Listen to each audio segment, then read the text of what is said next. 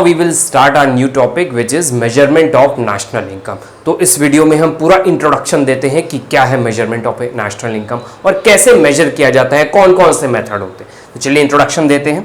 तो देखिए, किसी भी इकोनॉमी में प्रोडक्शन होता है, प्रोडक्शन से क्या निकल कर आता है, आउटपुट, आउटपुट का फ्लो होता है। प्रोडक्शन करने के लिए फैक्टर सर्विसेज का यूज करते हैं, land, labour, capital and enterprise.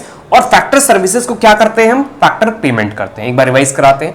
किसी भी इकोनॉमी में प्रोडक्शन होता है, प्रोडक्शन करने से क्या निकलता है, आउटफ्लो होता है। किस चीज का आउटफ्लो होता है, गुड्स एंड सर्विसेज का। तो ये भी यहां पे हम लिख लेते हैं, आउटफ्लो किस चीज का होता है, गुड्स एंड सर्विसेज का, गुड्स एंड सर्विसेज।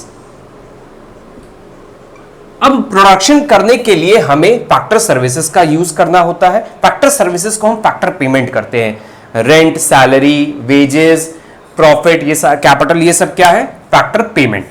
तो देखिए यहां पे हुआ क्या, हमने प्रोडक्शन किया तो क्या निकल कर आया, आउटपुट का फ्लो हुआ, मतलब कुछ बन के आया, जिसमें गुड्स एंड सर्विसेज जिसको हम कहते हैं। ये प्रोडक्शन करने के लिए हमने क्या किया, फैक्टर पेमेंट किया। इसमें पेमेंट किया ना, मतलब किसी की इनकम हुई।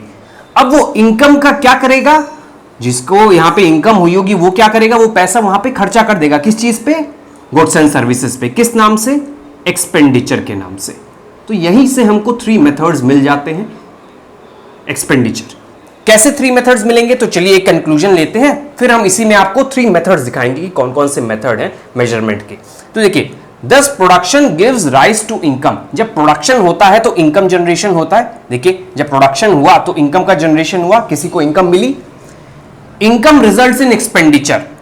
इनकम जब होगा तो वो एक्सपेंडिचर करेगा, जिसको इनकम मिलेगी रेंट या सैलरी के नाम से, तो वो क्या करेगा, एक्सपेंडिचर करेगा।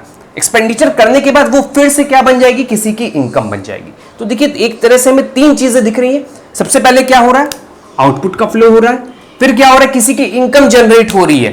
तो हम कह सकते हैं फैक्टर पेमेंट वाला पार्ट जो है इनकम का पार्ट है। तो यहां पे इनकम जनरेट हुई किसी की, फिर इस इनकम का क्या किया उसने, एक्सपेंडिचर कर दिया। तो यहां पर देखिए 3 जगह, एक 3 हेड बनकर आ रहे हैं हमारे। पहले आउटपुट बन रहा है, फिर इनकम जनरेट हो रही है, फिर एक्सपेंडिचर हो जा रहा है। फिर ये एक्सपेंडिचर क्या हो रहा है, वापस किसी की इनकम बन रही है, फिर वो प्रोडक्शन कर रहा है, फिर इनकम दे रहा है, फिर एक्सपेंडिचर कर रहा है। तो एक तरह से ये साइकिल चलती रहेगी।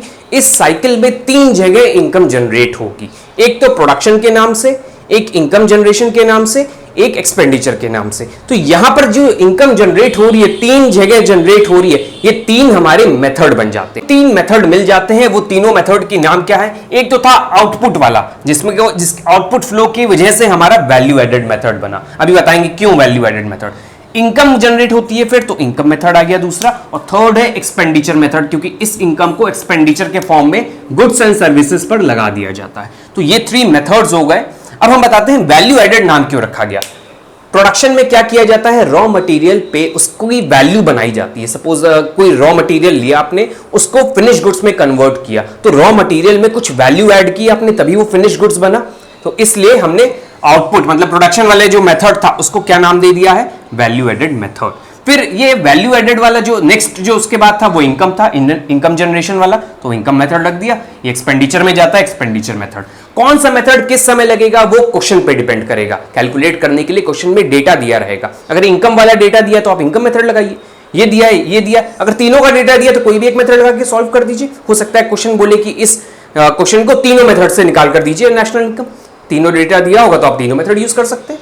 तो ये हो गया हमारा एक इंट्रोडक्शन कि क्या है हमारा मेजरमेंट ऑफ नेशनल इनकम।